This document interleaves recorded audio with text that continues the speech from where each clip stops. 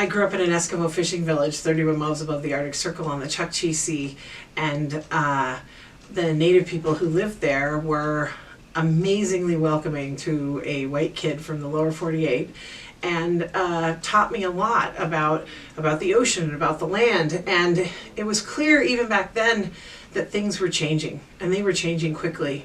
And I wanted to be an explorer, and it looked to me like going to space was like living in a tin can, so I decided to go to sea. And I've known since I was very young that I wanted to be an oceanographer, and I'm so lucky that I get to follow my dream.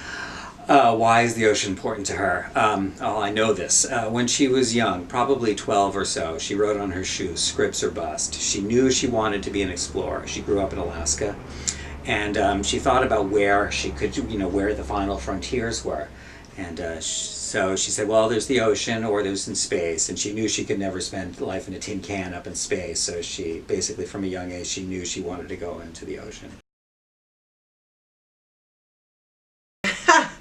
I went to Harvard for my undergrad degree, and I went there because I'm the oldest of 5 kids, and my dad's a social worker, my mom's a teacher, and they did not have any money for my college. So I applied 4 places and they let me in, and Harvard's the one that offered the most money. I know that's a terrible thing to say, but I didn't necessarily, I kind of wanted to go to Stanford because it was on the West Coast, etc., but they didn't offer as much as Harvard. I know that sounds terrible, sorry. Well, there's 2 parts. The first part, the part that my heart loves, is it's a mystery. It's deep and dark and wide, and so many things live there, and we don't know who they are and what they do and why they do it, and you can see dark shapes under the water. It's just fascinating. And then the second part is that there's an obvious way that our ocean is protecting us from our own mistakes, meaning the ocean's taking up all the CO2, about 1 out of every 4 molecules that comes out of your tailpipe goes into the ocean. And it's also protecting us from the heat that all the CO2 is actually driving in the atmosphere, and because almost 92% of the heat from all this extra CO2 is going into the ocean. So the ocean is providing these services to us at the same time is still so unexplored, it's so beautiful. So it's my thing.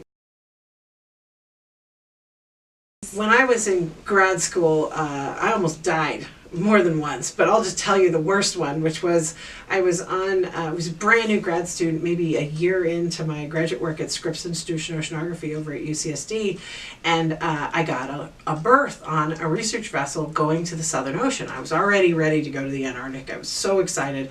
And my job was to drop these XBTs, which is an expendable bathythermograph, and it's like this in a tube. And the water was so rough. Oh my goodness. The winds were 80 knots. It didn't drop below 30 knots except for like one day out of 49. And the waves, I've never seen anything like it. They were huge. So you chug up the side, the ship is 300 feet long.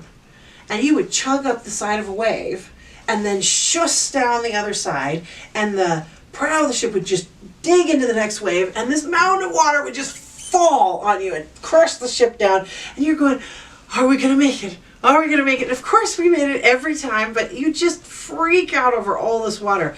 And I had to take one of these XBTs and run to the back of the fantail and chuck it over the side. There's a little launcher in the corner, and I was supposed to put it in one thing. And the waves were so deep, and you're supposed to do it every 6 hours. And I was like, I'm not going to miss, because I was going to be a good grad student. I was going to do my job. And I'm looking at it, I'm like, that looks pretty bad.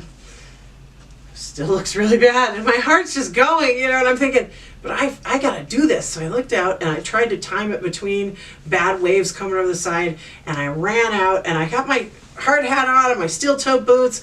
I got a line on the back of my survival suit, and I'm running out the back, and halfway across, whoa, this huge wave washes down and picks me up, and I'm underwater, and it's freezing. Oh my God.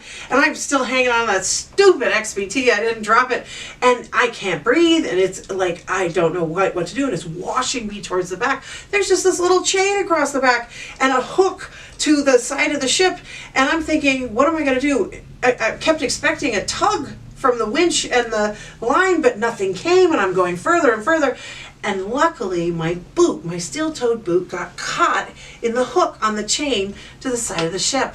And the water went off, and I stayed on, and I dumped my XPT, and everything was fine. And I went in back like this. But I still occasionally have dreams about black water over my head, because that was, you know, at sea in the Southern Ocean, the water's so cold that if you fall off, it takes 15 minutes for the ship to turn around and come back to you, and you're dead in 3 minutes because it's so cold. So I am just really glad I did not go over the side. I'm really excited. So what I want to do is I want to build out this array of robot floats to not just the Southern Ocean, but the whole globe. So actually what I was doing in Australia, it was that the Australians are organizing their contribution to a global biogeochemical Argo, this is what we call it, little robot floats, floats. And they already have $4 million that they're going to buy floats with and deploy around Australia. And we can really use the help. So I'm really excited. So I'm going to build out our global array of floats. I'm going to get more satellite wind information so that we can do ocean carbon forecasts and ocean weather forecasts in a way that we've never been able to do before. So it'll make people safer and more prosperous with better food, and hopefully help us build out a system to verify our carbon agreement, like with the Paris Treaty, etc., so that everybody knows what they're contributing to the atmosphere, so that we can bend that CO2 curve. And I've got nothing better to do for the next 20 to 25 years. I can't wait.